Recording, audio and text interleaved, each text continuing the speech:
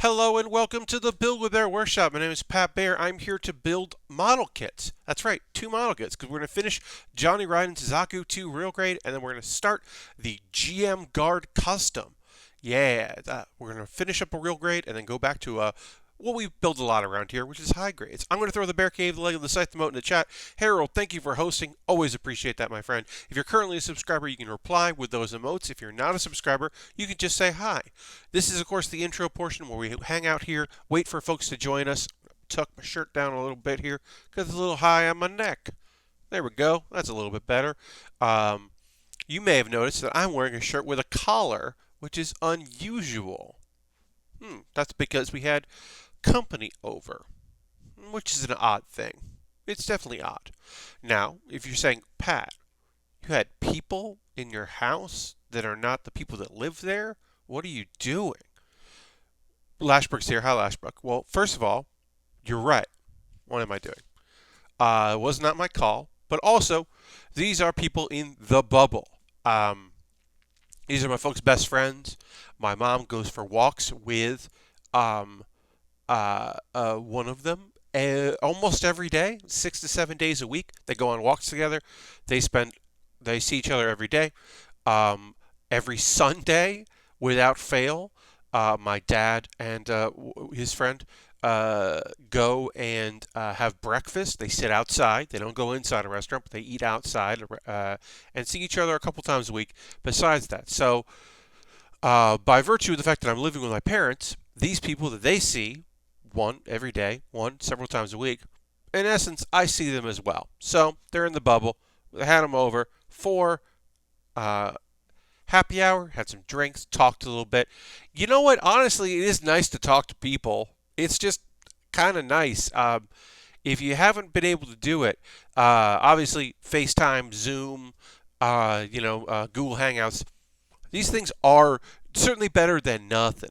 Um, Face-to-face interaction is nice. I don't get it a lot. I just hit the box with all of my sheets for this, all of these here, and it made a lot of noise. But yeah, obviously interaction, face-to-face stuff, bad now in general. But it was kind of nice to have that. I'm also full of appetizers. I ate a lot of taquitos, and they were fucking good. So that was pretty neat. Again, we're kind of waiting to see if a few more folks want to join us. If not, that's okay. I'm hoping we get a few more people here. Sometimes Saturdays are a little light around here. I know that there are sporting events coming back somehow. Weirdly enough, there are sports, and that is odd. Uh, Wait, you're building a real grade Zaku. Oh God, you poor soul. So, I will say, for the most part, this has been a good kit. I'm trying to remember what year this came out. So this came out in 2017. So about by then, they started figuring out real grades pretty well. We did run into an issue um, on Thursday. As you can see here, we will get to these. These are going to be the wires, the plastic that looks like wires here that we used on the around here around the waist. Now, when we go to the overhead, you can take a look to see what happened. But basically, the part of plastic on the side here broke, and all the beads fell out, and then I repaired it with liquid cement. And I didn't do the best job with it, but I did an okay job with it. So in general, real grades are, sometimes a little tough. This real grade hasn't been a challenge up until that one point. Now, of course, that also happened at the very end of the stream on Thursday. At the very, very end, we had that. It was like the last 10 minutes of the stream, and it was a little rough. To figure that out, but we got it done, got it together. I'm hoping the head piece, putting the beads on the head, which are coming up soon here, I'm hoping that goes well, or better, or less bad. I don't know if it will. I'm hoping that it will. I'm hoping it will go together better. But yeah, that was a rough segment of it. All right, so let's do a retweet here. It's time to build again. If we don't get more folks tonight, that's okay. Um, but I did have, like I said, I did have a busy day. I actually have one less anime show to talk about tonight than I normally do. Normally I have 4 shows. Tonight I have 3 shows because I did not watch the latest episode of Fire Force because we just finished up part of the arc that I thought was fun, and I didn't feel like watching the next episode. So I didn't watch it. But I'll watch it for Monday because I will have less anime to talk about. Uh, you generally on Monday I only have 2 to 3 shows because last week Ninja Collection they just didn't air a new episode. I don't know if it is only 8 episodes and it's done because there is literally I can find no information in English about this show other than the description of what it is. I have no way of knowing if it's done or not. But they didn't put out episode 9 last week, so I'm going to find out tomorrow if there's a 9th episode. This is very strange. That's a strange thing. But let's go to the overhead. Um, so yeah, we're going to finish our Zaku II. I'm going to move my mouse over out of the way. Don't need that here as we're working. I've got some of the pieces here. This is the kit as it is. Very lovely looking kit, I will say. I really appreciate the red and the burnt orange. I think the combinations work really well. All these colors kind of work really well together, so I appreciate that. I will say in general about real grades, kind of not a fan of real grades. Yes, the Sazabi real grade is probably the best kit I've ever built. Certainly the best looking kit I would say that I've ever built. So I do appreciate the Sazabi RG, but the Sazabi is so big that a real grade still ends up being a fairly large kit. So like there's definitely my opinions have generally been pretty negative about RGs, but I'm happy to work on this one. I hear that there's a couple out there that I haven't done in the real grade that are apparently pretty okay. But as I said, I have not done them, so I cannot necessarily comment on that. All right, so that working on our head unit here. I hope everyone's doing, as okay as they can here on a Saturday. Obviously not everyone feels like chatting throughout the whole night, but if you feel like throwing something in the chat, you got comments, you got questions, you got anything, I'm always up to hear it. I've got we'll talk a little bit about my PAX panel tomorrow, 6:45 p.m. Eastern Time, is Pat Bear's Anime Club. So it's weird. Isn't the RG Unicorn the best unicorn kit? So I have heard that. I have not done that because I know that doesn't say much about me.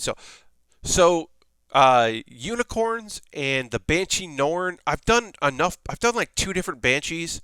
I haven't done a unicorn before.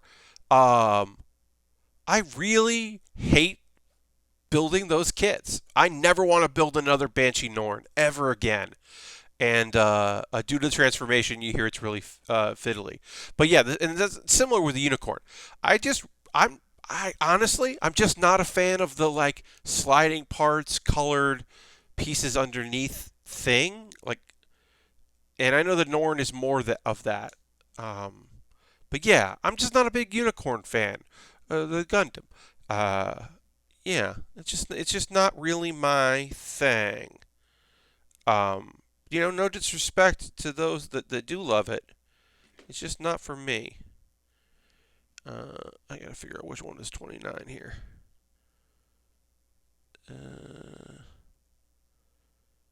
It's the small circle that's going to fit. Let me look at what D18 is to figure this out.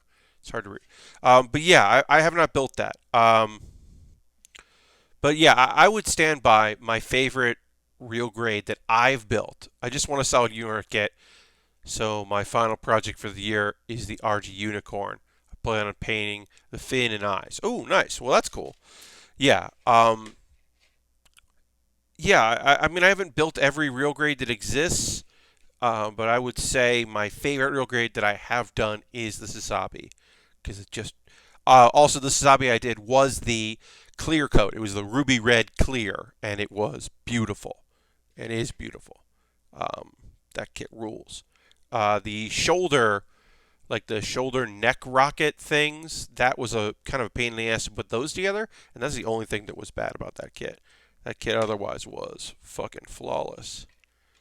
All right, so let me put this on here and then look at the sticker and see if I want to put the sticker on, because sometimes eye stickers are great, but Zaku eye stickers sometimes are unnecessary. So this is a tiny, tiny piece.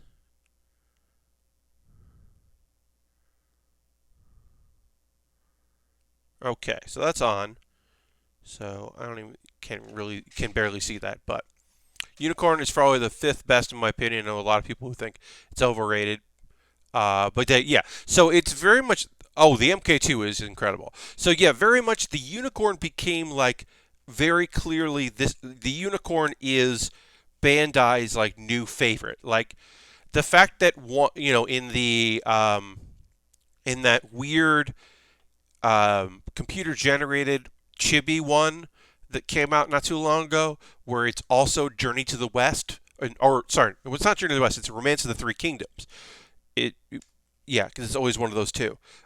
It's always one of those. But yeah, it's the Romance of the Three Kingdoms, but with uh, um, but suddenly with Gundams.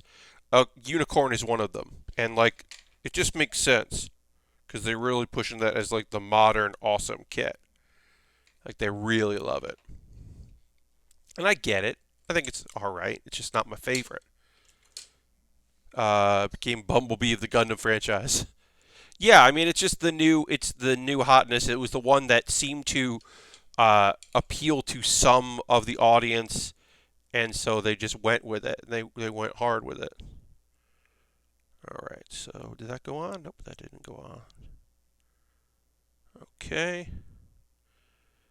We'll trouble this. But yeah. Yeah, so tomorrow night at 6:45 p.m., I have a panel as part of the PAX Online, the digital equivalent of PAX West and also PAX Australia.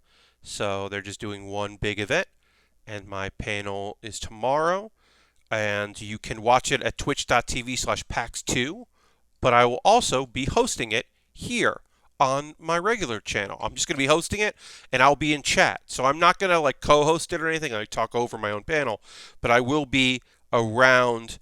So if people want to ask me questions or whatever in my chat, this chat here, I'll be watching it along with people. So I'll just host it that way, which I felt like was the best way to do that. And then another thing that's going to happen is supposedly, and I don't even know if it worked today, so I have no idea if this is going to happen, but there should be a Discord for PAX Online, and supposedly I'll have my own channel in that Discord for the panel, and people will be able to ask questions there. So I don't know if that's actually going to work or if that's up, but that's supposedly a thing. So I haven't been really promoting that. I'd rather people watch it, the stream. I mean, any way they want, but certainly I'd rather they watch here, watch me, hosting it and asking questions in here. But apparently I'm going to be part of a Discord. I used to get the Sazabi and the Shinju mixed up a lot. Yeah, I mean, that makes sense.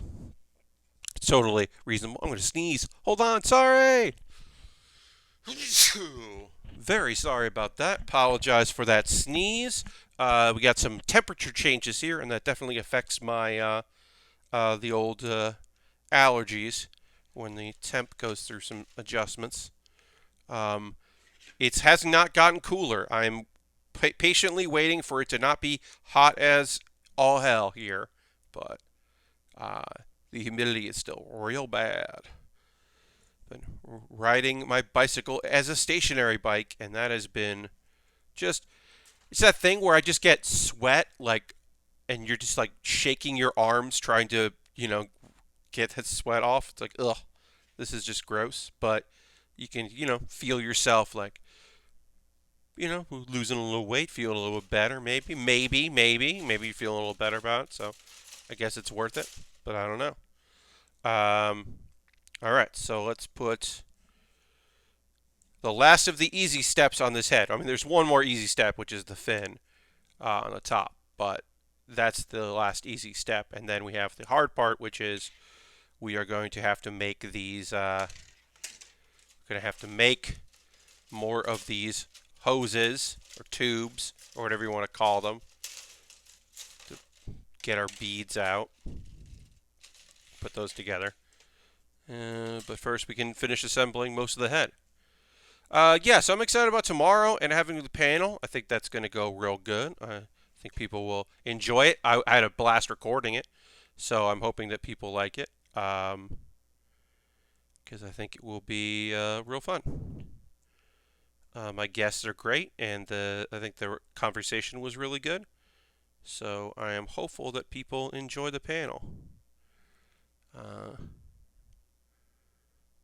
then I'm also, yeah. And it will go out to my $5 and $10 patrons shortly after because it'll be on YouTube on Monday. So if you miss the panel tomorrow, if you can't watch at 6:45 p.m.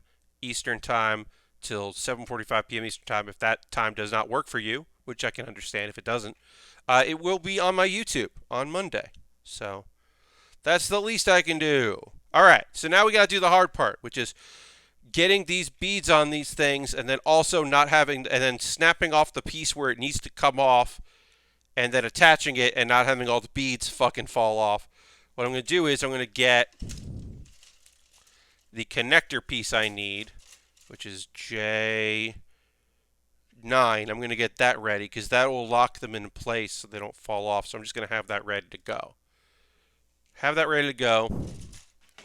And also, if we mess up, we'll fix our mistakes. As I said, anything I do here will be better than what happened on Thursday where I accidentally broke the piece and had to adhere it together again and fix it. So, like, okay, it is what it is. We'll get it right. We'll feel okay about it.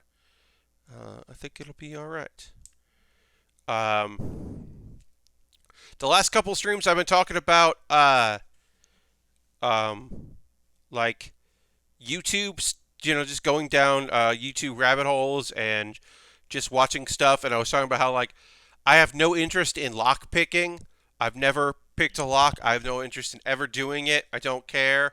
But I've been watching a lot of videos from the lock picking lawyer because the lock picking lawyer just has a lot of videos and they're easy to watch. And it's just like, oh, this thing was manufactured poorly. I'm like, okay, sure. And they're like, oh, let me show you what they should have done. It's like, okay, watch me jimmy this. I'm like, great. I don't know why. Should I be impressed with all of this or not? I cannot tell. But I am at the point now where I am almost caught up on every video from the lockpicking lawyer, and there are so many of them, but they're all very short, and I'm dreading the day I will have to find another thing to get obsessed with. So if you missed the previous streams, what I'm doing here is I'm not even using my snipper for these. I'm just rolling them so they pop out. You want to talk about weird things to watch? I watched someone browse the Goodwill website while I made dinner last night. Lastbrook, I was so happy to watch that video. Lastbrook is referring to the LGR, Lazy Game Reviewers. He doesn't really do reviews much anymore. The LGR has an ongoing segment where he used to be an ongoing segment where he would go to Goodwills in his area and hunt for stuff. He would buy some things. He would also talk about some other stuff. He wore Google glasses while he did it, and then would talk over the footage because he wouldn't narrate as he did it. He would just do it in post. So he was like, should I do e-thrifts? Should I do like me looking at websites at Goodwill and talking about the things? And people were like, yes, please. We just need content. And he was like, okay, I guess I'll do that. So he did it. And is it my favorite LGR video ever? No. But what did it pass the fucking time? Yes, it did.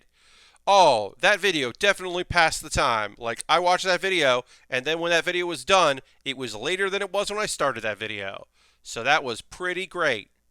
How that was, how time passed as I watched that video. Oh boy. Oops, dropped a couple of these off. This first one is not sliding to where it should be as fast as I would like it to. This all came off. So I'm going to put this on again and try it again. These should be F27, and I believe that was 7 that I took 5 out of. Yeah, so this should be right. It just doesn't want to go on. But yeah, I'm just running out of rabbit holes of things that I'm interested in, and it's becoming a problem. But I can't believe I'm like 20 videos away from getting caught up on Lockpicking Lawyer, but his videos are so short that it won't take long at all. Like I might finish them tonight after the stream is over, because they're like 3 to 5 minutes at most. Like even with intro and outro. Why this one? There we go. Got it. Did it. Got one on. That price for that Voodoo 3 was nuts. Yes, very much. Yeah, like I don't know what things are. That's the real thing. Like I don't buy it. I've never bought anything that like he's bought. Um, Especially because now around here I might be able to, actually the Goodwills around here might have some stuff, but the Goodwills that I've always been to in the New York area just had baby clothes and tchotchkes, like never electronics, because anybody around here probably knew where to sell the electronics that wasn't a Goodwill. So I've never like I remember I went to a bunch of Goodwills and because I kind of got the idea to like check them out and see what I could find to see if I could find anything cool. And I found a digital picture frame, where you plug in a USB and you transfer photos over to it, that didn't work. And I found, for some reason, a box full of N64 to USB adapters. One USB, and you could plug two N64 controllers in.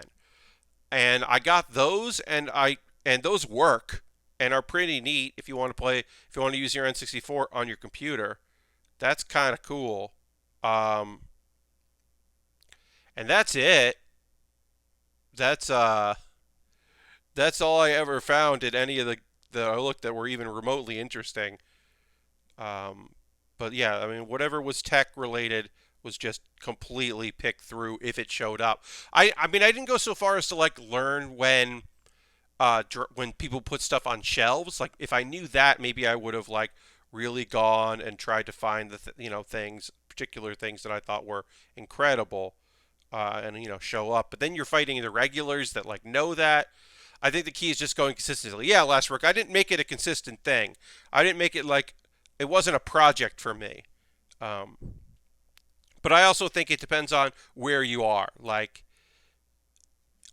if they get stocked. Like I just don't think people in New York City were like bringing stuff to Goodwill. I think they were just doing other stuff. So I don't know.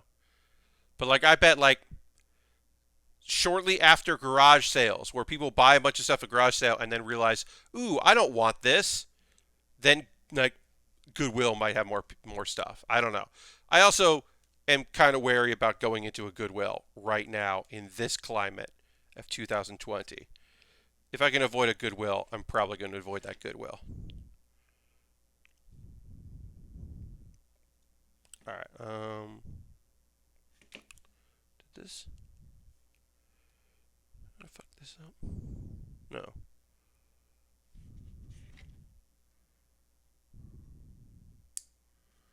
All right, we got more beads to put on here, so let's put more beads on this thing.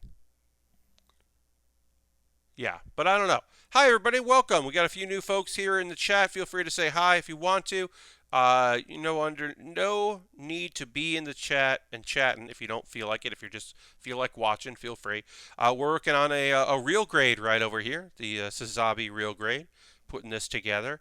This is Johnny Ryden's Sazabi. Sorry, well, I'm saying Sazabi.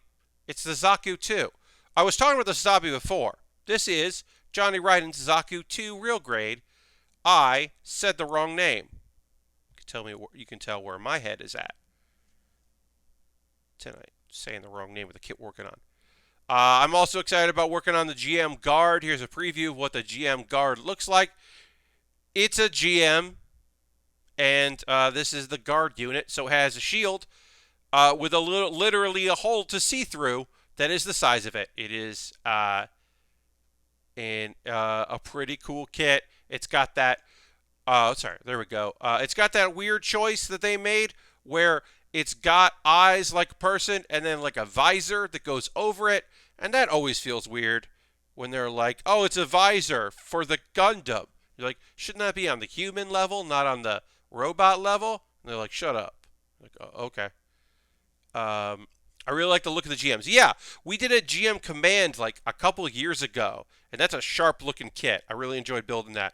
So, thank you out there. I believe you watched this on, you'll be watching this on YouTube. Gus bought this off my wish list, and I was like, oh yeah, I've been thinking about this kit. See, it seemed neat. So I'm excited to work on it. I like a big weapon. I like a big shield. Look, do I love the Zaku II's short side shield that's just like, it just lives here. It's a shoulder block as a shield. Yes, I love that. Of course I do. But I also like a big old shield and a weird shield and all kinds of different shields. Okay, so I'm going to clip this here. Clip that off, and then this is supposed to go into the face here, and then it'll go back there like that, and then I'm going to push this over. I'm just going to put it down as fast as possible and not let any of the beads fall out, and then we will go and attach the we'll do the other side pretty much as quick as we can. But yeah, some good stuff. But I hope everyone's having a good Saturday. As I said earlier, I have to constantly remind myself that it's Saturday because it doesn't feel like Saturday to me. It feels like Thursday, and that's bad. Because I got to know when things are happening. I will be literally setting an alarm for myself for tomorrow. Because having Sunday night plans is unusual for me these days. I had an ongoing Sunday afternoon plan that recently ended, but is going to be revamped. But like, yeah, right now I don't have anything going on during the day, or during the night, usually on Sunday. All right, so F2-1, which is these 5. I'm going to take these out. Again, I'm just going to be rolling my hand in my hand and not using my snippers because they're just so small and they're pretty tight in there, and I don't want to lose any. So I'm just doing that. Put them there, and then if I'm going to put them on the booklet so I can find them easily, and we will just be slow about our application.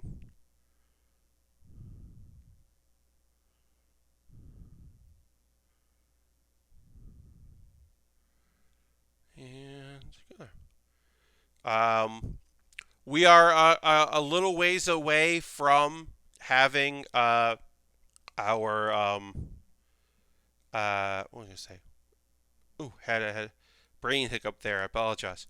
Are God-hand nippers good for removing nubs without leaving a hole? Yes. I mean, so the thing is, here's what you want with God hands, right?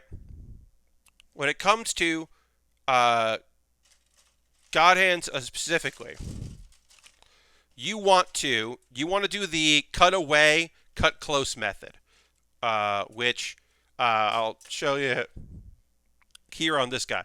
So normally when I clip things out, I'm going to take the sharps here side, and I'm going to go right up against what I want to cut, and I'm going to cut it like that.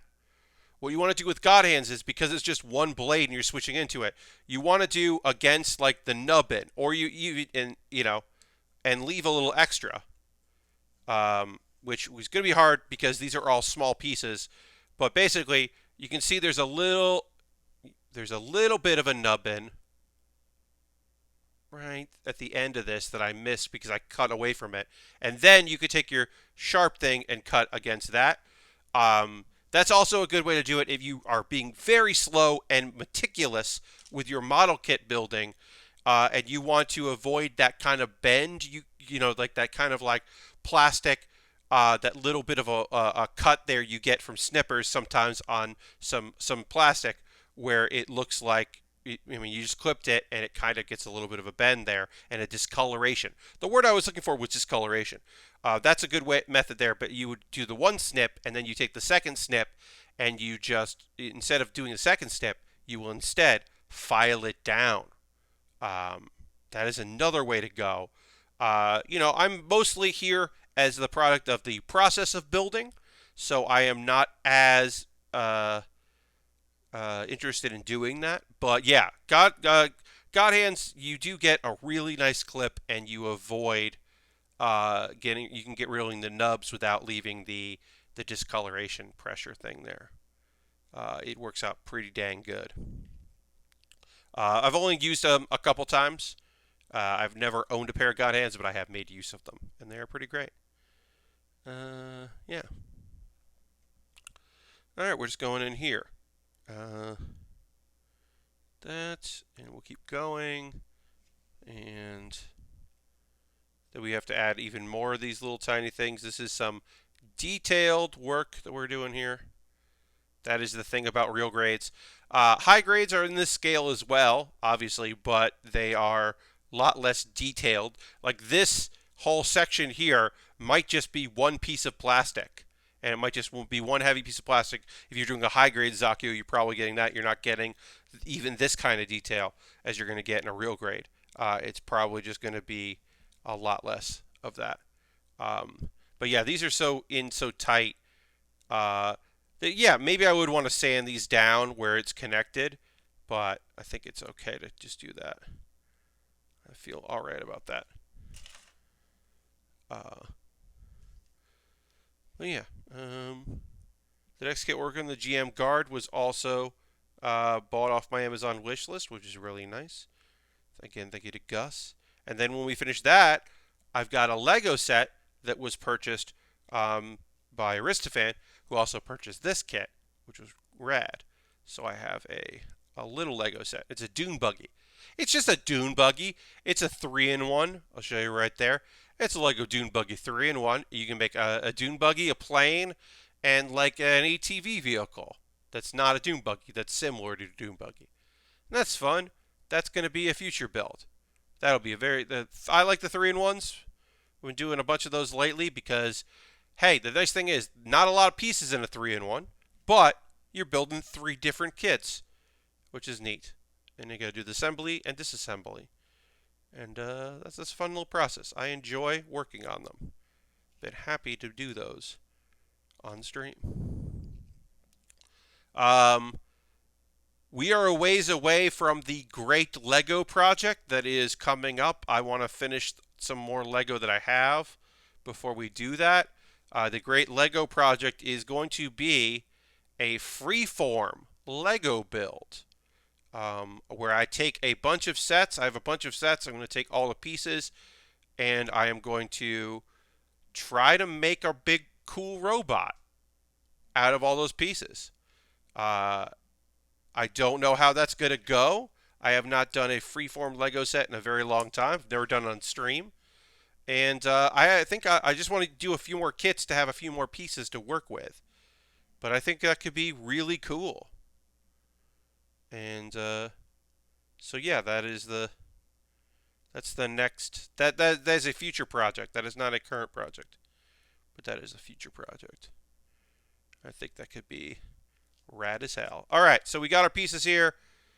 Now we're going to do our best to attach these hoses here to this and attach this piece to lock them in place, and then hopefully it won't fall apart and we won't have to worry about it, because all I have to do after this is put this on the head and then put the fin on the top, and then we'll be good.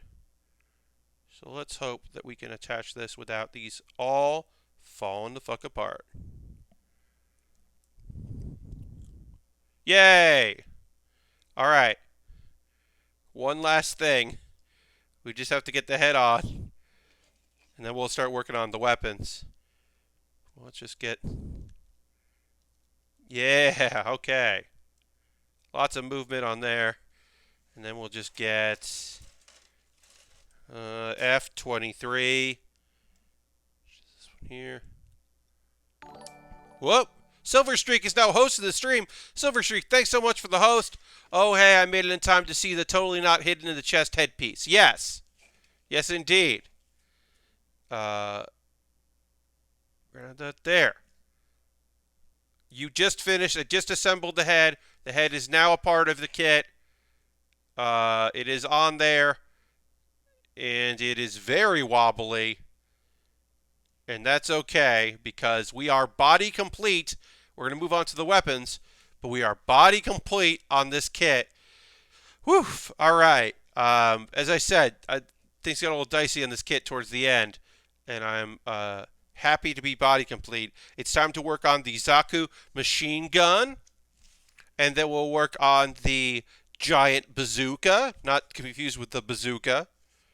And the heat hawk, which is... It's just a blade. It's just an axe. But they call it the heat hawk.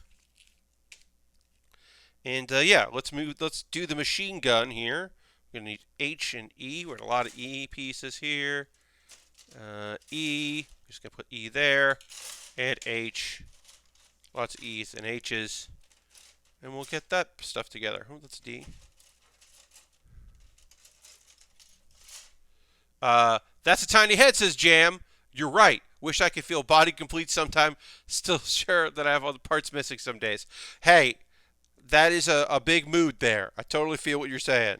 But yes, the Zaku II has a tiny head comparatively. Most Zaku IIs are pretty tiny in the head department.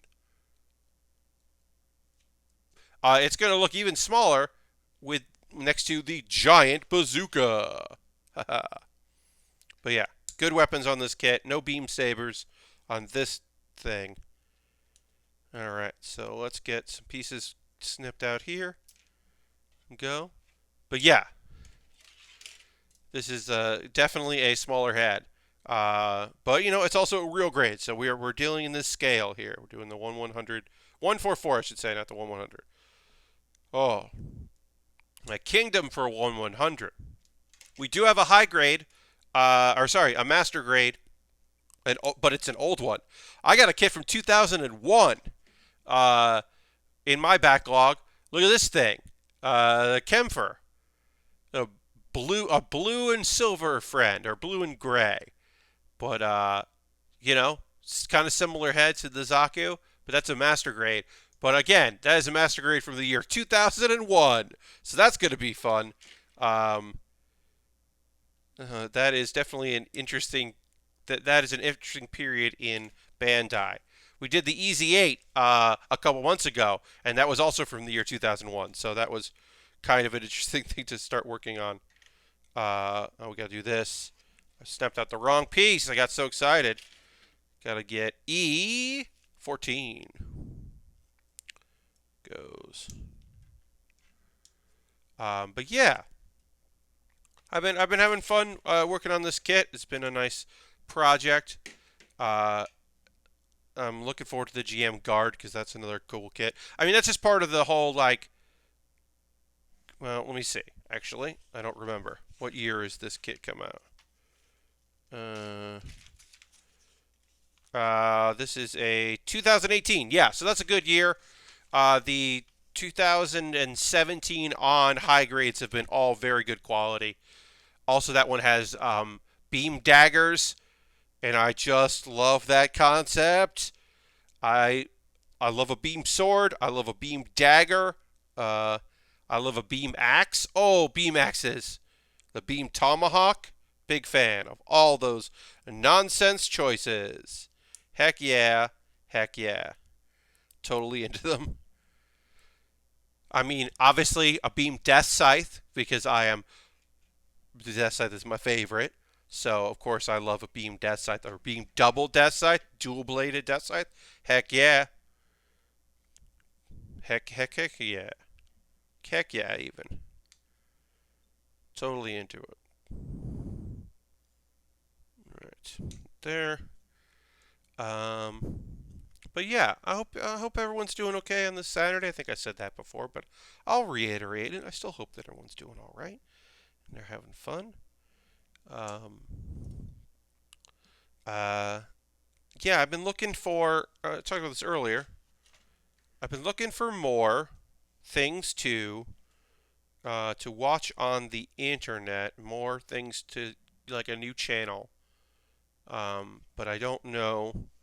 I haven't found anything right now that I'm like, this is exactly the content that I'm going to marathon and absorb a lot of.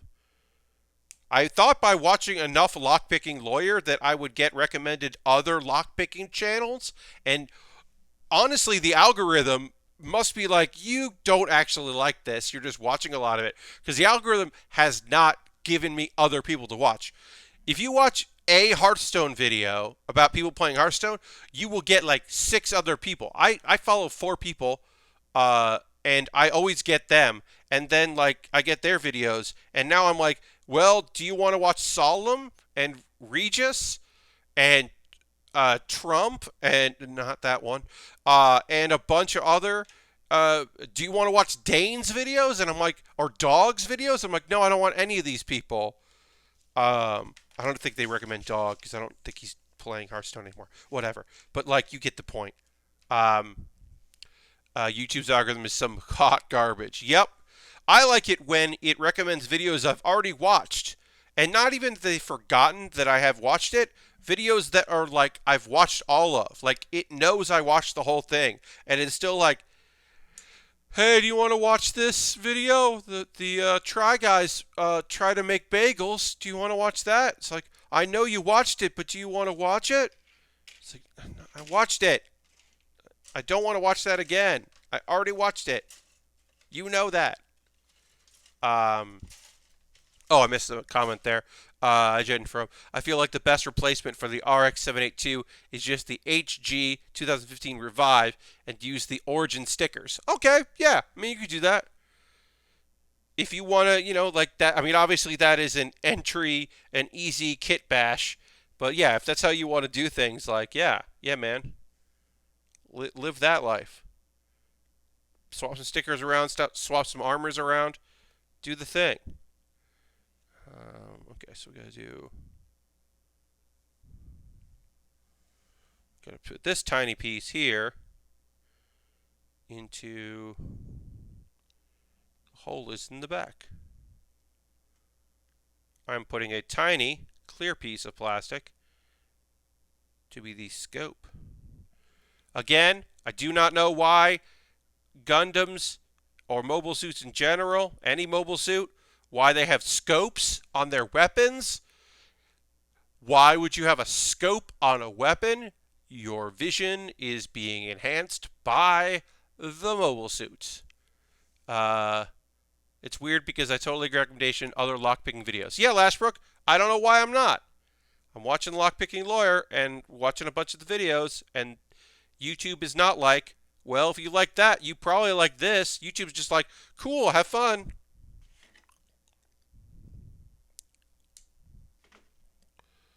I don't know. The Gundam does not have real eyes. Why do you need scopes? That's what I'm saying. They're not real. Like, the idea of a Gundam going like this and looking down sights doesn't make any damn sense. It shouldn't do that. That's a bad idea. It's a bad call. I watched one scene, Uzaki-chan. It was out of curiosity, I swear, and now my reputation is fucked. Hey, well, yeah. Their anime recommendations are usually pretty good. Um, like you will find stuff that you're like, oh, okay. You will find multiple different channels that are putting up the same clips, which isn't great. Also, I'm going to talk about it in about 12 minutes, 15 minutes from now. Uzaki-chan is a fun show. One of the reasons why it works is the fact that is a college student, even if she looks younger. She is a college student, and that makes the world of difference because these are young adults. These are pretty much adults figuring out their lives. Uh, I will talk about today's or the episode that went up yesterday, which is really weird. It is a really weird episode, even for a really weird show. But I don't want Uzaki-chan. I have nothing against the show. I want the stuff I want. Yeah, I get that. I mean, that's the thing, right? Uh, in my quest to find like food stuff, like fun food things, channels that do not uh, only work in the realm of we are dislikable people making food content. Um, you end up with a lot of like other kinds of streaming because it's like, well, or YouTube. It's like, well, you don't want food. But like, do you want like makeup or like hair care stuff? And I'm like, no, I don't. Do you want lifestyle brands? I'm like, I definitely do not want that. It's like, okay, well, I don't know what else to do. I guess we're just going to recommend the stuff you've already watched. It's like, no, I definitely don't want that. Like, I know that part. I know I don't want you to recommend to me things that I've already seen on this and already watched recently. But yeah, if you don't want anime, then you can't ever watch an anime video because that's all you will get is anime. Once the algorithm thinks you want to watch anime clips of shows, then it's like, all right, here we go. We can give you this. That's the thing. If you're broad, it's fine. Like, if you watch Carnage Counts, if you watch enough Carnage Counts, then it's going to be like, okay, um, uh, then you should check out, if you like this, then you should check out this other thing. So it's like, well, you like Carnage Counts. Here's Dead Meat. It does similar things. Only it talks over the clips. Like that's an easy one for YouTube to do. Uh, uh, Silverstreak says someone linked to me the archive of the new English VTuber. That's a whole other goddamn thing. Uh, and now my recommendations are nothing but VTubers, which is a problem as the only VTuber I ever remotely enjoy is Kuzunai. Yes, that is a problem. Uh, just hold on a second because I want to see. I don't know what this. I don't know what happened there. But okay. Another thing that came out recently was YouTube taking down videos of a bunch of cartoon mascots beating up a guy, which was obviously fake, but they allow ASMR, borderline softcore porn. Yeah, I mean, look, so there are a lot of people who do content removal on YouTube, and they all need therapy because they've all been fucked in the brains. Because just imagine just for a moment, and don't think too hard about it because it will hurt. Just think for a moment about all the stuff that gets put up on YouTube that you don't see. And then think about the person that has to see that. All that stuff. So yeah, I mean, like, there's a lot of stuff that they're just like, yeah, fucking okay. Did this make me want, you know, to call for help? No. Okay, fine. Whatever. Okay, whatever. I am not giving YouTube a pass for its guidelines and how it does not necessarily.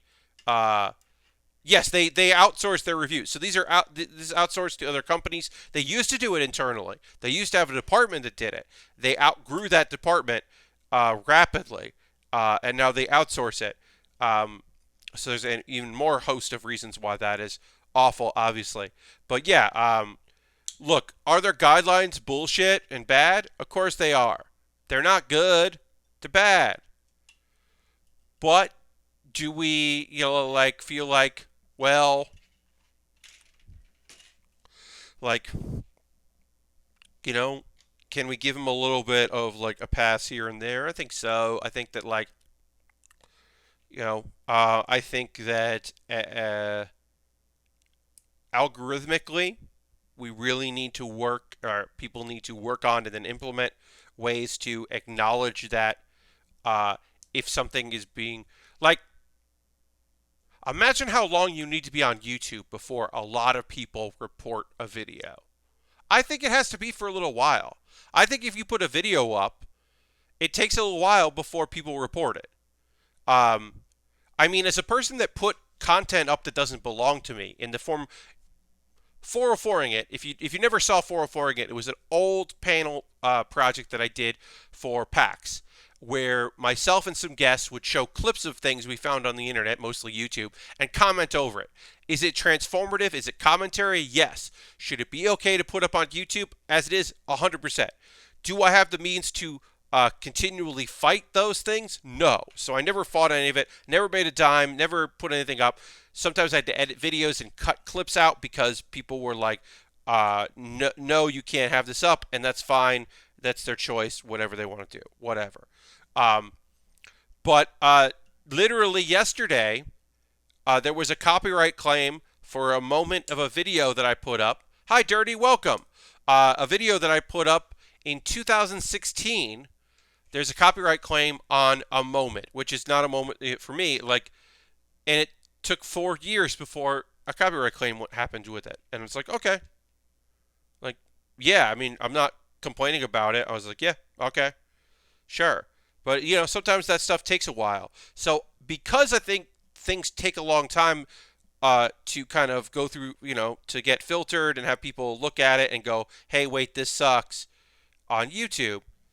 The fact that, like, I don't know, a video that's been up for a couple hours can suddenly have 100 people or over 100 people go, hey, this is offensive, this is against your guidelines, this is whatever, like, basically, uh like, that to me says, hey, it took an hour for all of these people to suddenly say, and they're all being linked from one, like, because they can look and see where these views are coming from. If all of your views are coming from one tweet and they're not even watching the video. They're not even watching the video before they report it as harmful. They're literally they start the video autoplays, they pause it, and then click that. So they're not even watching it, and it's a lot of people doing it. There should be a way to notice that and go, oh, this is a review bomb. Like, that shouldn't be super hard to do. I feel like my uses with these community guidelines are still valid. Are your issues? Yeah. I mean, for fuck's sake, so there's a YouTube channel literally. Uh,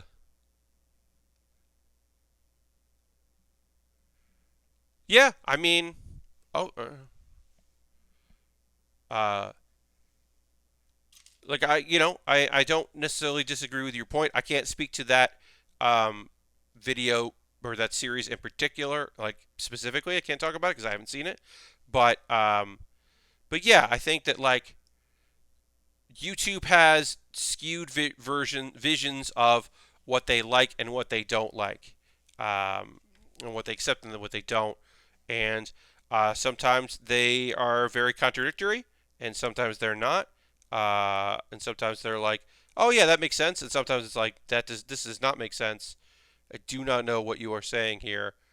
Why is this bad? Why do I need to remove this? All right, I'm trying to put a really kind of thin piece of clear glass here, or clear plastic, I should say. It's to resemble glass. It's plastic, though. Imagine if this was glass. That would have been ridiculous if I was working with glass. That would be a nightmare. Oh, God, I'm just thinking about model kits with glass pieces. Oh, completely ridiculous.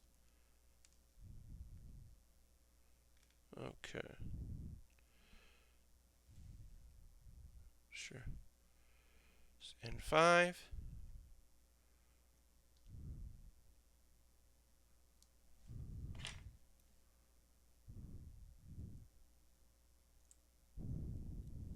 Just trying to get this in right because it keeps going in crooked. and then getting stuck. So that is bad.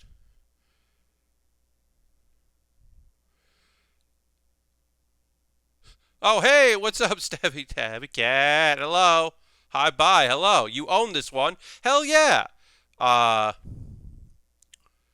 uh, hello. Dang phone. Yeah. Hello and welcome. Yeah, you have. Oh, that's awesome. Yeah, this is this is a pretty cool real grade. Uh, uh, I want to launch a bunch of gunpla into space. Okay. I mean, get enough balloons, and you can make it happen. You can leave the atmosphere with your balloons, with enough of them. Uh, I mean, that's a valid reason to do things. Is to you want to see what happens. It's totally valid. Okay. Here's the thing I don't like about this. I had to put a little tiny piece of plastic in there that was really annoying, and then I'm just going to put a cover over it. And we're never going to see in there anyway because I'm not going to flip up this cover. So it's like, why did I just do all that? Why did I waste all that time?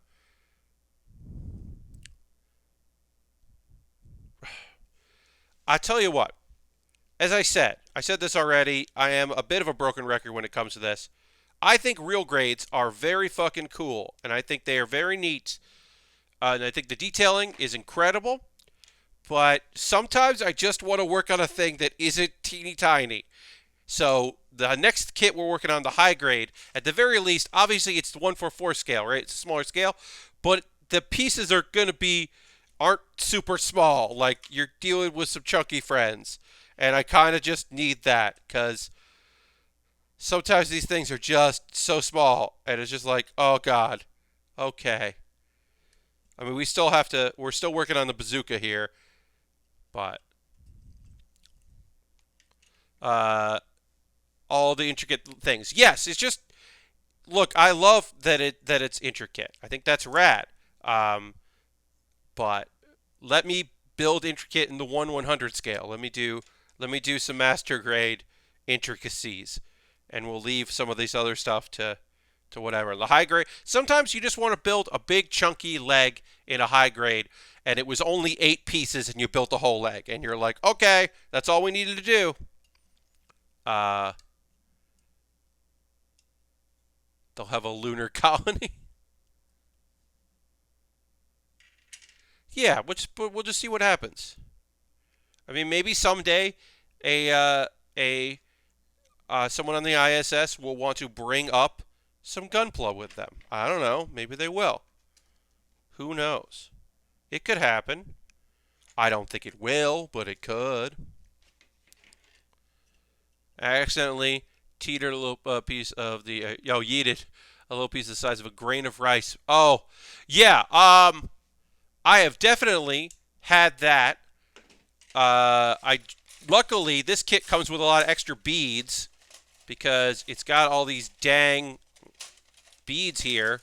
I found this in the carpet today. These things are so tiny, and they gave me a lot of extra, which is great, but like, forget that. Get these out of here. Why am I putting tiny beads of plastic on a thing? I don't care if it looks pretty good. I don't need them to move around. Get out of here. It's like, thanks for being detailed, but also get out of here. I don't need this. Yeah, so I'm looking forward to the GM Guard, which has, obviously it also has that giant shield, so it's got some big pieces part of it as well. So excited about that. That'll be fun. Obviously, I enjoy the real grade booklet. Lots of English in there, which is always nice. Not necessary, but always nice. Lots of like the using the two-tone colors really do help you be able to see what you're supposed to be doing there, and I can appreciate that. But at the same time, get out of here. Imagine if we send Gunpla that's still on the runner into space, but then it comes back fully completed. That's the best way to find out if aliens exist. Yeah, just send out. It's like send up a box and be like, we put a perfect grade box into space and it came back completed. with a note about how the LED wiring is really fucking annoying. Why would they put that in there? They need to work on that. And you're like, oh, they got notes. Okay. I mean, they're right. Wiring for LEDs in a perfect grade is annoying. They got us there. Really.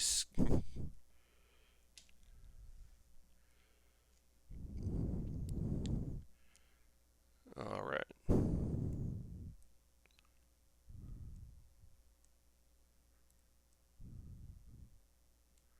Why does this want to go in? Just.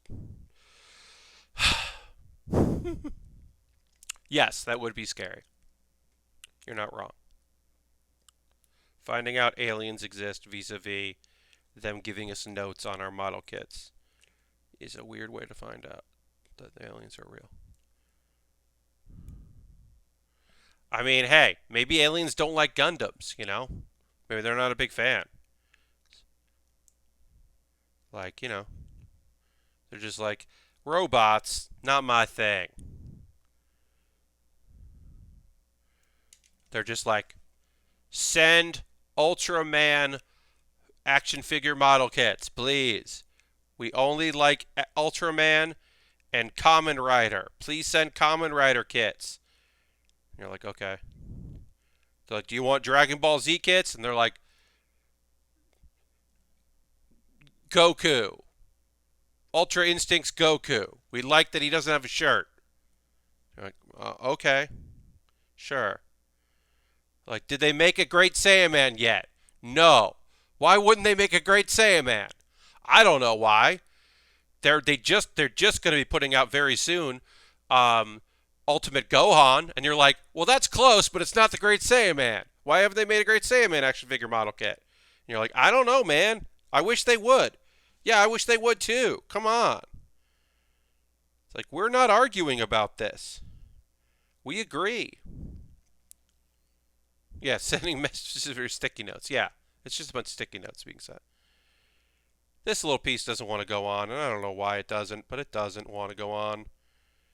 And so we're probably going to skip it in a second. I don't need this piece of this bazooka.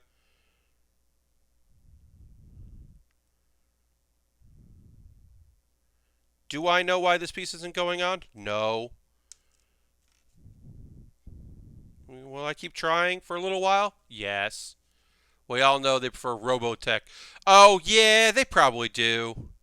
Yeah, they probably prefer Robotech to Gundam. That might be they're more of a Macross fans. Yeah, that makes sense. They like the singing. I think it's pretty neat.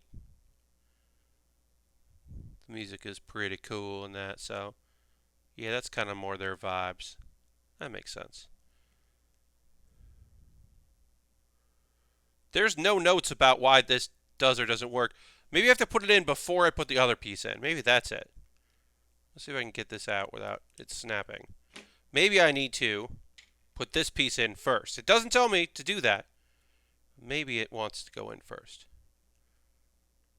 So if I put that in first, and then put this in. Yep, alright, that worked. That's fine. Sometimes that's all you need to do. It's just try it a slightly different way. And then we'll put tail end here of our giant bazooka. And then, look, this kit comes with a bazooka. It also comes with, this is the giant bazooka. It also comes with just a bazooka. It's got two bazookas, which maybe is overkill, but I think it's pretty neat to be included.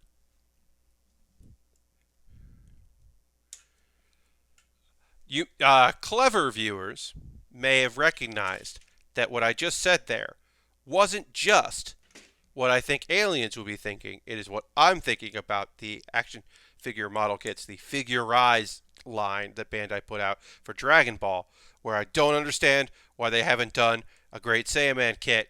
Just make a Great Saiyaman kit. I want a Great Saiyaman kit. I'm excited about getting Ultimate Gohan. That's going to be rad. I'm very excited about that. Do not get me wrong. That's going to be awesome. But I also would appreciate getting the other, like getting my Great Saiyaman. They did the figure. They did the action figure, but they haven't done the action figure kit. And that's what I want.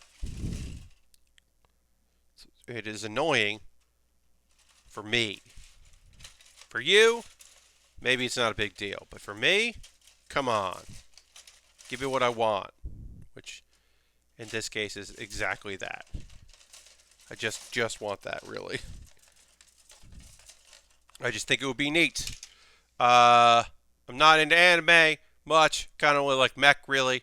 But that Great Pretender show looks like kind of my thing. I've heard good things. I have not seen it. It is something that I'll probably be watching in the off season, which starts in a couple weeks. I'm going to cough. Hold on a second. Sorry. In the off season, I'll probably end up checking that out in between some seasons because that looks pretty neat. But yeah, because some shows will be wrapping up in a couple weeks, and then everything new starts in October. So there will be a little time where things end. Although I think we're getting 13 weeks of. I think we're getting 13 weeks of one of the shows. The first show I'll talk about tonight, or second one, Food Wars, I think is doing 13 this season. I mean, they should be doing 22 because they have been flying through this season, and it has been worse for wear because of it. But we'll talk about that as we get there. All my predictions have started to come true on that show. They're just sad. They shouldn't all be coming true. I should not be clearly and easily predicting everything that happens in this season of Food Wars, but I totally am. It is not hard to do. That's bad. All right, so we're going to take a pause for the cause. Folks are new to the stream, and they're like, what's a pause for the cause? It is a chance for me to talk to y'all. Pat to audience. And first and foremost, this is me just promoting myself a little bit. This will only take a few minutes, so we will get back to model kit building soon, but I did want to take a couple minutes to just say hi. If you're new to the channel, if you're not a subscriber, this is the Baer Workshop. I stream on Mondays and Thursdays and Saturdays from 9 p.m. till 11 p.m. Eastern, and I hope you will come and check that out. Check out another stream. Hello. Silver Streak is gifting a sub to the community. Thank you so much, Silver Streak. Let's throw the Bear Cave, the Lego Scythe emote, and thank you so much. Welcome. Yeah, this will only take a couple minutes. I'm just going to talk about ways you can support the channel. Gifting subs, as we just saw there, is a great way to support the channel. Thank you so much for that. Pause for the cause. Yes. Yes. Well, thank you so much. I appreciate that. And welcome. Enjoy your emotes. And you're not seeing ads when you come into the stream. Jam just cheered 100 bits. Thank you so much, Jam. That is another great way to support what we do here. And thank you so much. I appreciate that. And of course, Silver Streak, thank you so much there. Joining that leaderboard, or continuing on your leaderboard in second place. Bobby gave out 10 subs, which is just like remarkable. Bobby gave out subs, and a couple people were like, oh, I didn't notice I got a sub. And I was like, yeah, welcome. But yeah, I'm going to talk about ways you can support the channel. Using your Twitch Prime coin, or your Twitch Gaming coin. I keep calling it Twitch Prime. It's Twitch Gaming. Using your Twitch Gaming coin is another way you can support the channel if you'd like to do that. Bits and coins are always appreciated. Going ahead and gifting subs, like we just saw there, is another great way to support the channel. And money I make on Patreon goes directly into buying model kits and Lego sets, so I can keep building things on here. So Twitch and Patreon, I'm going to link this in chat. If you're watching on YouTube, this is all in the show description. If you're watching this later on VODs, it's in the chat. You can just check that out. Speaking of Bobby, Bobby just subscribed for 2 months, covering a 2-month streak. Thank you so much for that. I appreciate that. I'm going to hit the applause there. Apparently, we hit a hype train, which is weird. But I'm on a hype train because we had 2 subs and some bits. So if you've been waiting to jump in, now's a great time to do that. And join the hype train. You're under no obligation to do that. Hype trains are cool. Gifting a subs, becoming a subscriber, especially if you want to be a new subscriber. This month is September. So if you're new to the channel, you've never subscribed here before, and you want to subscribe, you can get a discount. Which is cool. You don't have to, though. It's just a thing you can do. And anything. Patreon, some direct things, which I'm going to put right here, like my PayPal, all go to me buying model kits and Lego sets, so I can keep building things because I do about 6 hours of building a week, and you know, I run out of stuff. So that's a way to support what I do here, and I appreciate that so much. Another way is just like Aristofan bought the Zaku II that I've been working on here. You can check out my Amazon wish list and buy something there. I just put on. I got to move this into a different spot, but I just put on the RE100 Victory Gundam, the Gun EZ. It's one of the only RE100 kits I haven't built on stream, and that looks like a pretty fun one. I put that on there. I've got some inexpensive Lego sets, some more expensive, like some high grades that are pretty inexpensive, some more expensive real grades and master grades, all kinds of different stuff on there that I would love to build on these streams. The Unicorn Real Grade is on there. I've never built it. That Unicorn Real Grade is on my list. Let's see. What else I got here? I got a bunch of different things. That is expensive. That went up in price. Ooh, the Kyrios is still cheaper than it has been. It's down to $50, which is a good deal. Anyway, I got that up there. If you wanted to buy something on there, it jumps the queue. That's the real thing about buying something off my wish list is I'll build it before I build the stuff in my backlog. Because I've gotten stuff in here. I got this Lego set to build. I got some Leos to build. I've got this thing, the Arvin. But I'm not going to build that. The Kempfer. I've got these things to build, but I'm not going to build those until I build everything that was bought from my Amazon wish list. The alternative is you can buy a gift card at USA Gundam Store and then send me a whisper of that, and I'll build it off there. This is a link to USA Gundam Store. That's if you're like, I don't want to use Amazon, but I do want to give you some money that you can use directly towards kits, because maybe you were like, I don't want to just send you money on PayPal. I get that. I get that. Because you could also go like, hey, I'm going to send you this money. You should buy something like this. Someone was just like, hey, you should buy that cup noodle kit, which was going to come sometime, hopefully the end of this month. And I was like, yeah, I'll buy that. I'll build that cup noodle kit. Yeah, that's another way to support. There are, oops, gotta click the Nightbot. Come on, Nightbot list. Log in. All right, great. I have a Discord. You can join my Discord if you wanted to. I post build photos at the end of a stream. People post things they're working on. If you want to become part of a very chill Discord where sometimes people don't post anything for a whole day because you are in too many Discords and you feel overwhelmed about missing on the conversation, you will not miss out on that one. It's just nice. It's a nice little thing.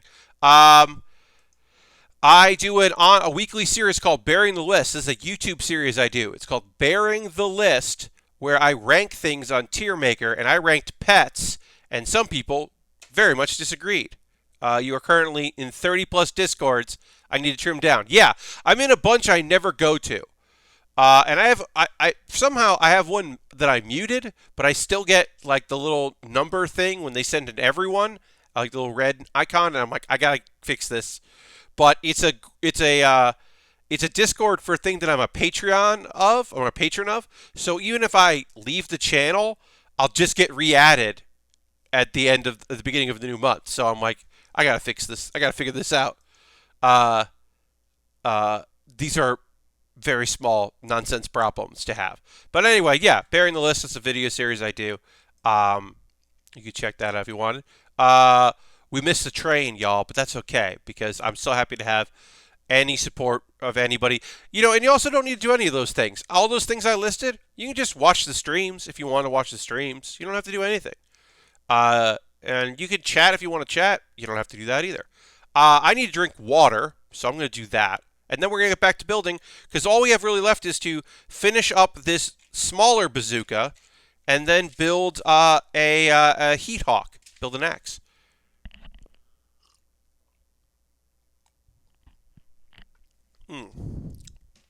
Okay, let's get back into the overhead and get into and finding the last piece we need here, which is H11. and then we'll talk about some anime in a moment or two. Okay, so I found out today that my neighbor for the house my family and I are about to move to is a huge, QAnon conspiracy dude. I kind of want to fly a pride flag, but also don't know if that would just be inviting the possibility of violence when otherwise may not exist. Why do people have to be this way? Probably too heavy comment for the stream, but I'm still boggled. Um, so, uh, folks that come in for the first time here see my chat rules, and one of my the phrases that we go by here is entertainment, not escapism. So we are. This is a fun channel of fun times with fun people, but that is not at the expense of ignoring the world and the reality we live in and the world that we're around. Um, I would say if you are worried about that kind of violence, especially like you said you're moving in with your family.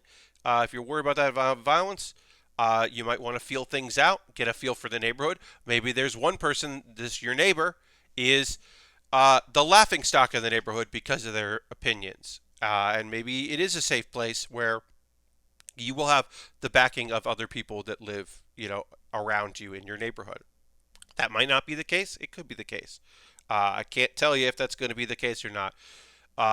So you might want to be cautious about that kind of thing. I've said the community that I'm in right now, which is some of it's retirement and some of it is young people. It's like both. Um, the co-op, or not co-op board, but the homeowners association in this area, they do not let you. They do not let anyone put up any kind of uh, um, like political, like whatever those things in your yard, political signs. I was looking for the word signs. They don't let anyone do that, and I honestly think that's for the best, because it would just make walking in my neighborhood incredibly depressing. So instead, you just know, but you don't know. So I don't know. But yeah, I would say you might want to just get a vibe, feel it out. Also, uh, so there are people who are in QAnon that are very much into the latest brand of conspiracies. That some of them uh, aren't homophobes, and it's weird because the thing with this particular branch of conspiracy theory nonsense people is right. I only found out about the dude because he commented on a HOA Facebook post spouting that stuff, which made it. Oh yeah, yeah. Um. So small point I'll make first, but then we'll talk a little bit about QAnon, which is an interesting topic, obviously. So, um, Agent, so some of it is philosophy and opinions, and some of these differences are just like, I would like our money to be used this way, and I would like our money to be used that way, and I would like us to return to this kind of time, and I think that's fictional and bullshit, and I would like more rights for more people and more opportunities for more people, and just to help certain people with things, and I don't think that. Um, and that those things are in many ways differences of opinion. Unfortunately, sometimes the difference of opinion is the right for some people to be protected under the law and the right for some people to feel safe in their own homes or in public, and their access to resources they need and the health they need and the safety that they need. Sometimes those things uh, are are a difference of opinion, and that sucks and is just awful. Uh, and we are at a time, especially in the United States, but also in other parts of the world as well, that are very, very um, divisive in and polarized in those things and those arguments, where it's like uh, some of us yearn for a time when people who were not openly bigoted but certainly needed some guidance and help and some time to kind of wake up about what the world is really like and you hope would do better, when they just said, well, what you do in your own home is your business, which is awful, but at least better than you should die for these things that you feel. Like, that sucks unbelievably and incredibly, and is very different from this kind of like, what you do in your own home isn't any of my business, which is awful in its own right, but certainly better than other issues. And yeah, uh, generally, I am of the opinion that there is common ground to be found amongst people through conversation, but also people are some people are garbage and always will be. And all you can do is do your best to make it so they don't have power over you. And that's unfortunately all you can do in some instances. As far as QAnon specifically, it's an interesting case of, so imagine that you believe in grand conspiracies. You believe in secret government operations, that the government does things behind our backs, and they do all these things, and you even convince yourself that they won't let your candidate become president because he's outside the system and he's not part of the Washington, thing.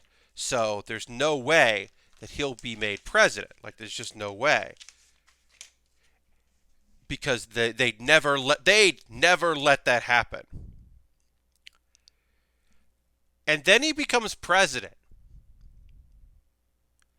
and he does whatever he wants with no repercussions. But your life doesn't get better, and it was supposed to. And it doesn't make sense. So someone's behind the scenes, there's a deep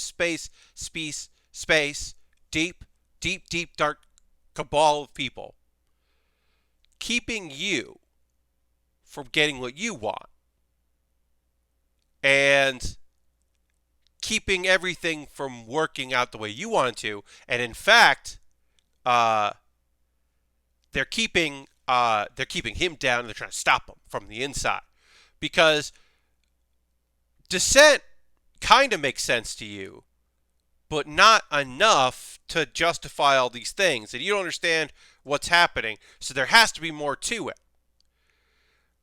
It's a fucking 4chan post from someone pretending that they are saying that, oh, look, you won, but things didn't get better because you really didn't win, because there's a government conspiracy, even though to stop the president from doing things, even though he has not been stopped in any way, shape, or form. But there's a conspiracy against it, and all these things are happening, and these things that are we're just asking questions, and all this stuff is happening because life didn't suddenly improve. So there must be something else. QAnon is the dumbest conspiracy because both someone who says, oh, he's done the most for anyone ever, and he's being held back by the deep state at the same time. Yeah. Yep. It is conspiracy theories sometimes are fun because you're like, you know what? That's a fun thing to believe. I'm going to believe in this nonsense thing. That's fun. And that's how kind of they start. And sometimes they start because you're like, well, I don't understand why this happens. Because the alternative that uh, that like the reason why things aren't working out for you is like systematic in some ways. In some ways, it is on you. In other ways, it is very much not. Or especially when you're talking about like money stuff, when you're talking about like that the person that you voted for does not want you to get better because rooting for billionaires doesn't put money in your pocket. Yes, the alternative is uh, um, that yeah, you've been duped. Yeah, nobody wants to be the fool. No one wants to feel like they got tricked. Because that sucks. It sucks to be like, this didn't work out for me. There must be a reason for it. It can't be because of course it wasn't going to work out. There must be some other reason. Nice. I'm glad you like that. Well, we finished a Zaku II, Johnny Redden's Zaku II real grade. I'm going to take a photo of it. And now we're going to move on to our next kit because I finished that up. I'm going to put this here. Lots of cool weapons. That was a fun build. A little hectic, but fun. And let's move on to the GM Guard Custom. The GM Guard Custom. High grade. This is a high grade from 2018. I probably won't do a lot of these water transfers, but I'll probably do the shield because the shield looks really cool. Not all of the shield, but some of the shield I'll probably do. Also, it's the CV69, so I'm probably going to... It looks great. Yeah, I think it turned out really good. Hi, Aristofan. Also, hello. It was a great kit. You know it's a high grade because look at these connectors. We got these connectors here, our rubberized connectors. You know it's a high grade. There are stickers, its own sheet of stickers, because you got to get details somehow. And I said, at the end of this build, we will do some water transfers because those are fun to do. All right, I'm also going to talk about some anime because that is what I do on this channel. As I said, I did not watch the Fire Force. I'll watch that for Monday's stream, but all right, let's get going here, and I'll talk about the couple shows that I did watch. Here, just Control V. Here's the anime I watched. So this episode of Uzaki-chan Wants to Hang Out is probably my least favorite episode of Uzaki-chan Wants to Hang Out. I'm not going to go through the play-by-plays of these anymore. I've been doing play-by-plays. I'm not going to do that. I'm just going to give you bulletin lists. So the end of the last episode, Shinichi and Hana won a trip to Tottori. Tottori is a real place in Japan. It is the birthplace of the manga artist manga creator of Detective Conan, which is also in the United States called Case Closed. You may know it as Case Closed. But apparently, this is real. That town is known for two things. It is known for manga artists. There's a lot of popular manga artists from there, and they're very proud of that. They're also very proud of the fact that it is a place for lovers to come. Young couples in love. There's shrines that are some of the most popular shrines in Japan for young lovers to go and get fortunes that are related to one another. These are very popular destinations. Now, how do I know that? I know that because this episode was a fucking travel ad for Tottori. The closing credits was a different credit. It's the same song, but all the photos were different. Were some animated photos, like drawn photos, and real photos of scenery from this place. There was a tour guide that kept showing up to give facts, even though they weren't on a tour.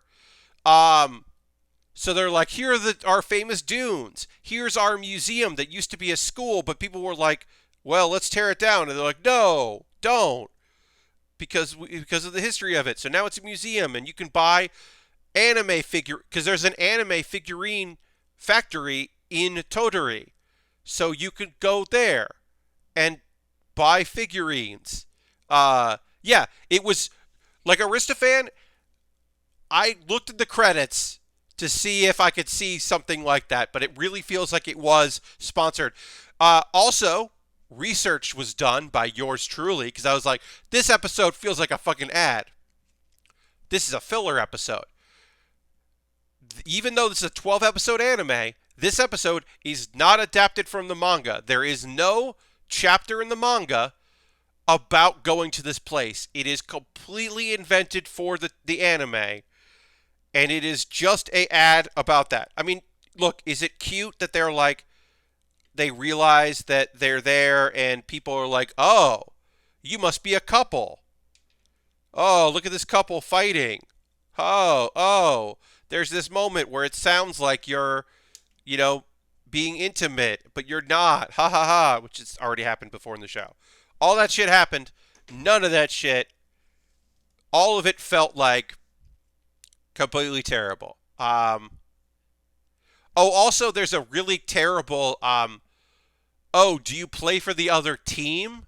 Like reference? Because there's so there's just like a moment of gay panic in this episode, which has not been in this show at all, and felt very weird and random, and very much not this anime. You might be able to tell, I didn't think this episode was good. I, in fact, thought this episode was bad. I like this show.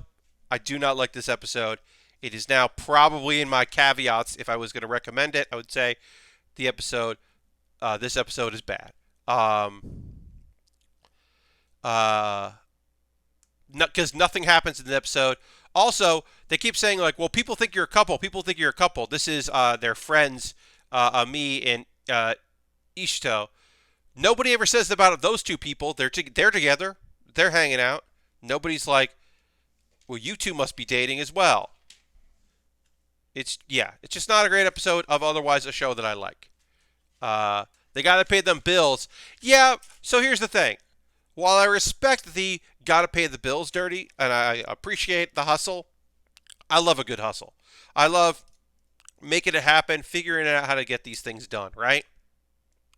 Uh, Sure. You figure it out. You get creative with it. You do your thing. I get that. I respect it. I understand it. But you got to make it a good episode. And they didn't. It's not a good episode. So like if you're going to do the hustle and you're going to be like, "Well, we have to make this episode about this place," then use it to tell the story well or to further the story. But they can't further the story because it is not part of the series. It is a filler episode. Also, don't do filler episodes in your 12 episode anime. Yeah, it was just frustrating. Because it was really like they never said they were on a tour. So if they were on a tour, they never said that in the episode. But there was a tour guide talking about how great the place was. And they were also like, this place is pretty great. Like they just spent a lot of time talking about how much fun they were having and how cool the place was and all the many cool things you can do there. And I was like, this sucks. I think this sucks. Anyway, I like the show. I didn't like the episode. Let's talk about Food Wars, y'all. Okay, so I made several predictions about Food Wars, and some of them have come true. So to recap, I predicted that Erina's mom was the bookmaster and the person, basically, one of the antagonists of this season. That was true. I predicted that Asahi, the main villain of this arc, was going to face Soma in the semifinals. Not the finals, the semifinals, because he's going to meet Erina in the finals. So that was my prediction. That's also true. I was right about that.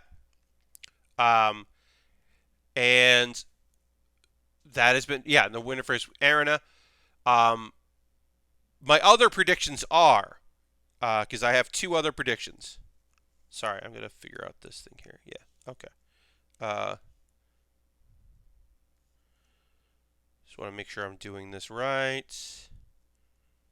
Yeah, I am. Okay.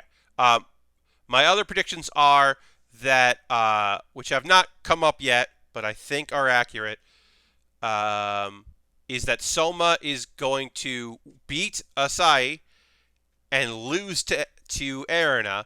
He's going to make an egg dish for her because that goes back to their constant things of like the very first thing he made for her was an egg dish, and she refused to say it was delicious, even though she did like it.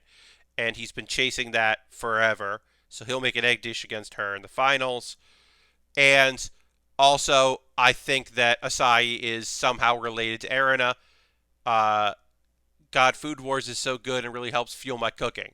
I like Food Wars. I don't even mind how stupidly horny it is. But this season of Food Wars is bad. This is a not good season of Food Wars. Um, it is a bummer season of Food Wars uh, because it's not well told. It's not a well told story. It's rushed. It should be a double arc, and it's not. Also, the last season, the fourth plate ends. It ends, I think, fine. Like it ends with Soma as the is rank 1 and Erina as the director of the school, even though she didn't graduate from it, which is weird, but whatever. And I think it like wraps up really well. This season, I mean, part of it is the fact that Noir sucks as an organization. They're not cool villains. Asai's not a good villain and not a good protagonist. Anyway, my prediction I have some predictions about the show, but I feel like they're probably related because he looks so much like Erina's dad. Um, okay, so the episode. So Soma makes a great dish that he basically makes this kind of like Turkish thing, kind of inspired. He thinks he actually thinks he's got a shot at winning. Of course, they both make Erina's mom like really excited, enjoy it, but it's not enough. I just think yeah. Anyway, Erina's dad shows up. Apparently, the last season, all the stuff he did in the last season where he was a real asshole.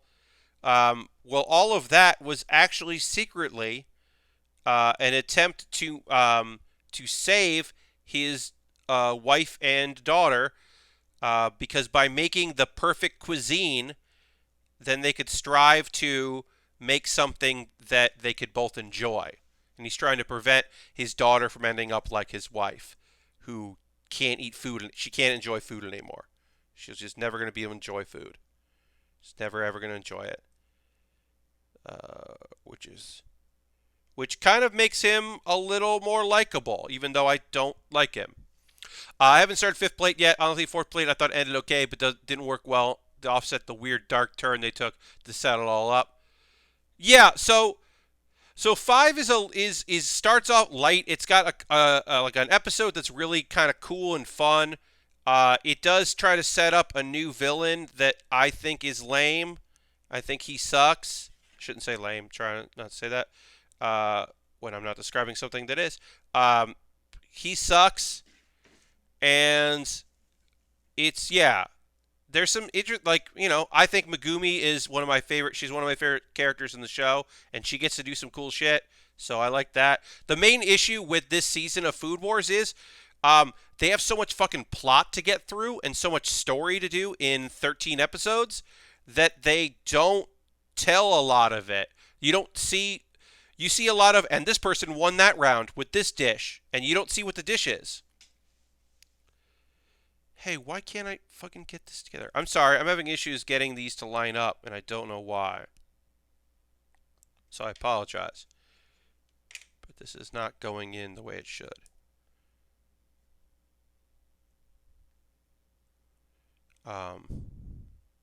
So yeah, it's been a weird season where like like they're doing everything they can to get the story, like to get through the story at the cost of telling a good story. Um, and it just feels very rushed and not great. Anyway, yeah, we see Asai makes a great dish. There is a little bit of something happening there with Akira and The guy that wears the bandana that gets angry. I can't remember his fucking name. There's a little bit there where they're going into action because I think there's like another twist coming, and they're trying to prevent that twist from happening. Anyway, this season is kind of butt. Um, I'll watch it to the end because it's the fifth season of a show I've watched a lot of. So I'm gonna watch at the end because I actually want to find out if my very obvious predictions come true. I feel like they will. So I kind of want to see how that plays out. There we go. I got that on. That took a little while there. Sorry about the yellow. But yeah, overall, I'm mostly just like, okay, okay, okay about the show. Uh, Parts of it is also because there was the delay, because it was supposed to be out last season, and then uh, due to COVID, it was delayed. So it's like, okay.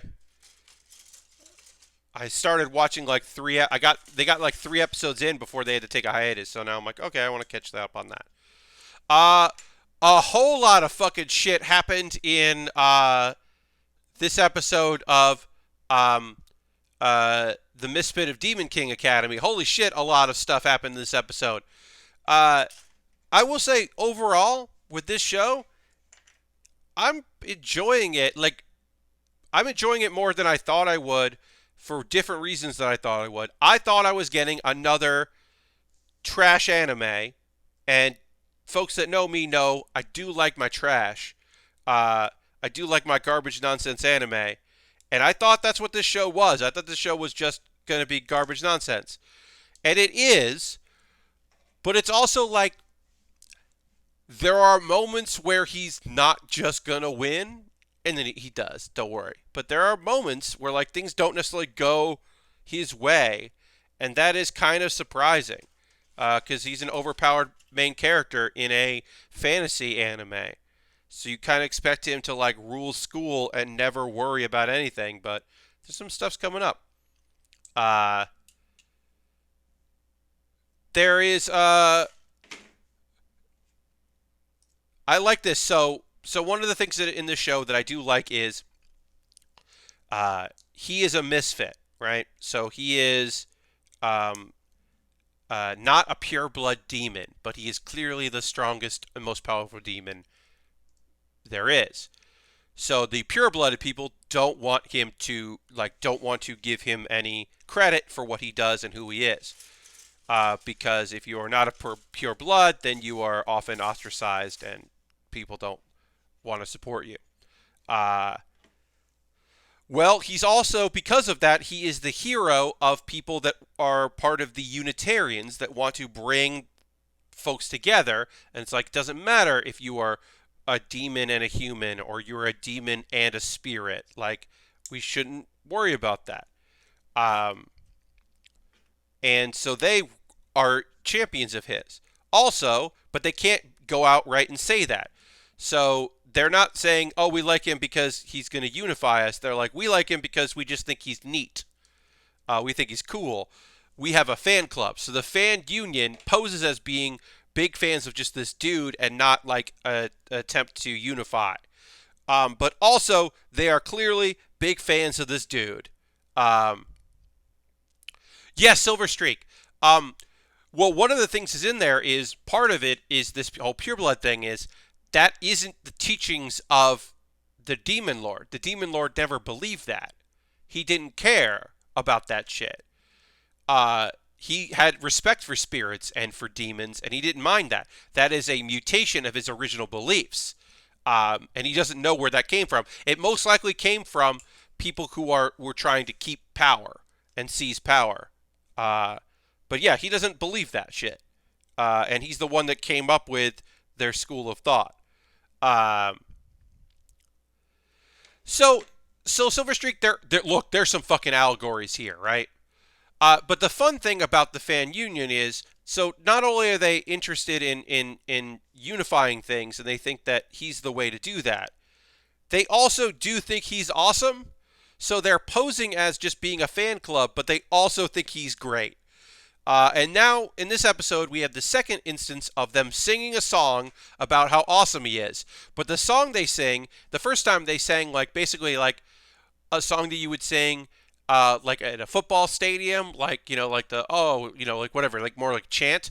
This one had like obviously you didn't hear the music, but we heard the music, but there was like a beat to it, and it was kind of like a funky pop song about like, and it was basically like, hey, don't think I'm not being tsundere. I don't like you. It's not like I'm acting like I don't like you. I actually, why are you wait? But it was just like really fun, weird song that they sang. Because the human powers in this anime, so the human power, the mystical power is that many people can give, like, it's basically the spirit bomb. Like, people that believe and love can transfer their powers onto a hero to power up the hero, whereas demons are the opposite. Demons can share. So the strongest demon can make some lesser strong demons like power them up and share their power. And the humans did the opposite. They basically do, like I said, the spirit bomb of like, send me your strength. So this whole city basically powers up the human heroes to take on the demons in this, what is supposed to be a practice thing, but is clearly set up to not be cool, is set up to just be, his underhanded attack. But he's just like, hey, fan union, why don't you sing another song? Just sing a song. And so they just sing the song, and that powers him up just as much as all those other people, because he's like, well, this is genuine affection they have for me and appreciation. That's way stronger than the hate that you have, because you have been, these humans have been, the human heroes, we find out, they're definitely being brainwashed to hate demons, because the actual guy that all these people are like descendants of, these resurrected heroes are descendants of, is a dude that hated demons, that wasn't the hero, the mystical hero in this anime that the demon lord respected. That's not who these people are followers of. They are definitely followers of Jurga, a guy that definitely, when peace came, he was unhappy because he didn't want peace. He wanted all the demons to die forever. And in fact, his descendant Diego, the teacher, fucking almost kills Misha. He almost kills Misha and destroys her her source, which is how she would be able to be resurrected.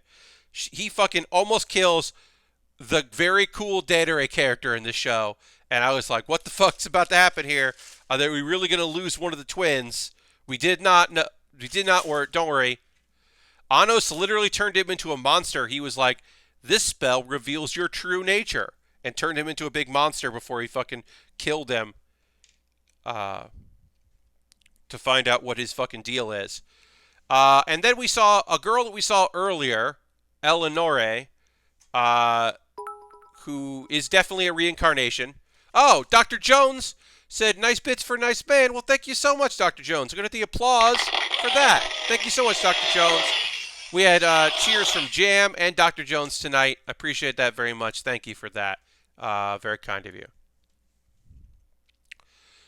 So, Dirty, you're a couple episodes behind. So, Dirty, you know how gyoza, or it's not gyoza, but whatever. Oh, Dirty just redeemed the gong. I'm going to hit that gong. Thank you for that. I'm going to hit this gong here. Great. You know how they have the power where the main person can power up other folks and share their power with them. It's like, it's not gyoza. Oh yeah, Dr. Jones. So I got this. My roommate. This is months ago. My roommate, sometime this year, moved out before I moved. He moved out of the apartment in New York and left this behind, which he had bought for a comedy thing. And I was like, well, I have this now, so now I can hit the gong. Yeah, so now I have my soundboard and I have a gong, and those are just nonsense things that I have. So yeah, whereas humans, we found out, like this episode or last episode, humans can share their power to power up their hero. For the many, one. Demons work from the one, many. A demon can use their power to spread their abilities among their other demons to basically make people like strong enough are stronger. So they kind of work inversely.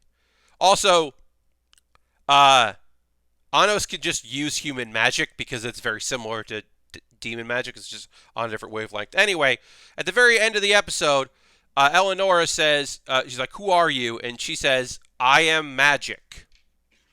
So she's definitely some sort of forbidden spell or something, and she's probably part of the conspiracy that is the heart of the show, the conspiracy to erase him from history, and then these heroes probably came together. The school came together basically for this time to defeat the Demon King when he returned. So they're probably just like created to defeat him. Oh, there was also a silent character. Um, she was mute except for the name of one spell. She said one spell. What was her name? Uh, Zesia. Zesia has some spell attached to her heart, but she can explode her source, but she comes back to life. And Anos was going to destroy her, but then didn't. It's a whole thing. There were some good scenes of some of the other reincarnated heroes who are very cocky for no good reason, just getting their fucking asses handed to them and getting ripped to shreds, which was pretty cool. And one dude was using some swords, and Lei just stole those swords from him, and the swords stopped responding to him because that dude was filled with hate, and Lei rules. Also,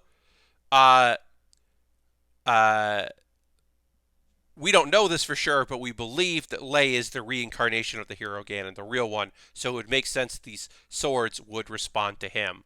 Because, yeah, Silverstreak, basically he was like, these are mine now. He was just like, he knocked them out because he literally chopped the hand off, and then one of the guy's arms off, and then he was just like, yeah, the guy's like calling for his swords. He's like, no, I'm going to use these. These are mine, which was, I think, fucking rad. It was a good moment in that. But yeah, they just got demolished in this episode. Pretty cool. All right.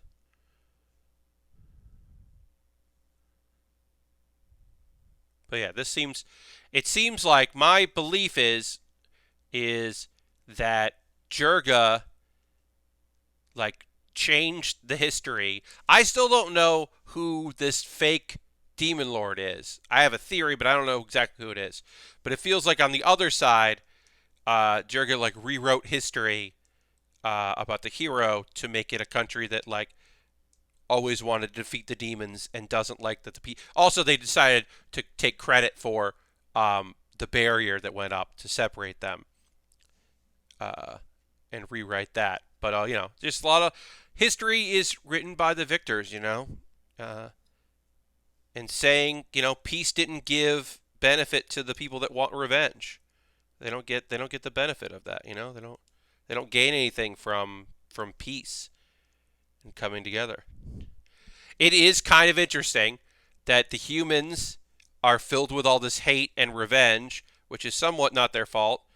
And the demons, like literally, Anos has a line, you think demons don't have love? Can't use love. Like, come on. It's pretty okay. It's pretty cool. It's pretty good. But on the other side, heroes fully believe that Anos is the demon, like the next demon king, because he's clearly the strongest demon they've faced, whereas the pureblood demons can't acknowledge him. Anyway, we're going to put a backpack on this thing in the next episode because we are done with the stream for tonight. I got a little bit done with this kit, which is good. Now, you're going to say to yourself, Pat, what happens at the end of a stream? Well, I'll plug a few things, and then we're also going to go raid somebody. We're going to find somebody to raid and keep the good times going, and we're going to find somebody cool to check out what they're up to, and watch their streams. Because that's a nice thing that we get to do. I will remind you that if you want to watch Pat Baer's Anime Club, which is part of PAX Online, the digital arm of PAX, which is tomorrow at 6:45 p.m. Eastern. You can watch that at twitch.tv/PAX2, or you can watch it here because I'm going to host the stream, and I'll be in chat talking to you during the stream if you want to come in for that. That is a thing you can do. My next build stream will be Monday at 9 p.m. Eastern. So it's at 6:45 p.m. Eastern. So 6:45 p.m. Eastern till 7:45 p.m. Eastern. Pat Bear's Anime Club will be on my YouTube the next day. It's even already uploaded. Xandra is playing Among Us, so we're gonna go give Xandra a raid because that'll be great. Xandra made all my emotes, and Xandra is a tier 1 good person and rules. So, actually, Xandra is hosting. Xandra is not live, so we are not going to go raid Xandra because Xandra is not live, and I like to go raid people who are live and not raid people that they're raiding. I think Xandra was playing Among Us and then just is now hosting a stream, so we're not going to go do that. So sorry about that. We're going to go raid Matt Wiggins. We're going to go raid Wiggins, who is playing Marvel Avengers, because I don't know. I don't know why he's playing Marvel Avengers, but we'll go give him a raid. Wiggins is a good dude. Matt is a good guy. Xandra rules, and I wish we could have gone raid Xandra, but that's okay. We're going to raid Wiggins. Did that not work? Yes, it did. Great. So feel free to come along on the raid. Matt's fun, and that'll be a good time. And then, yeah, if you want, tomorrow night, 6:45 p.m. Eastern, I'm hosting, so you can hang out here and chat and watch. Or you can go to Monday for another build stream. Thanks so much for watching. I hope you have a great evening. Goodbye, everybody. Goodbye, goodbye, goodbye. Thanks for being here. Bye. Okay.